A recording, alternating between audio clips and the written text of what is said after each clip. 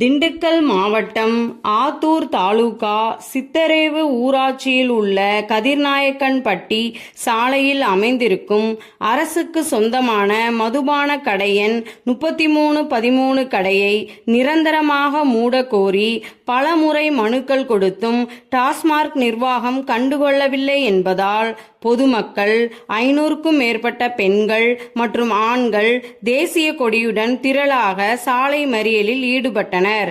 சுமார் 3 மணி நேரம் போக்குவரத்து பாதிக்கப்பட்டது. தகவல் அறிந்து வந்த பட்டிவீரன்பட்டி காவல் சார்பு ஆய்வாளர் ஜெயபாலன் மற்றும் வத்தலகுண்டு காவல் ஆய்வாளர் கௌதம் பொதுமக்களிடம் பேச்சுவார்த்தை நடத்தினார். இது சம்பந்தமாக உயர் அதிகாரிகளிடம் தெரிவித்து தீர்வு காண்போம் என்று உறுதியளித்தார்.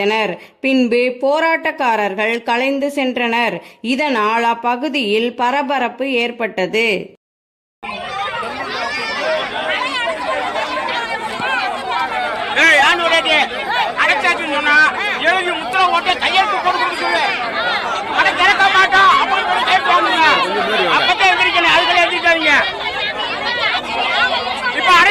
கொஞ்ச நேரத்தை கலந்து பாருங்க.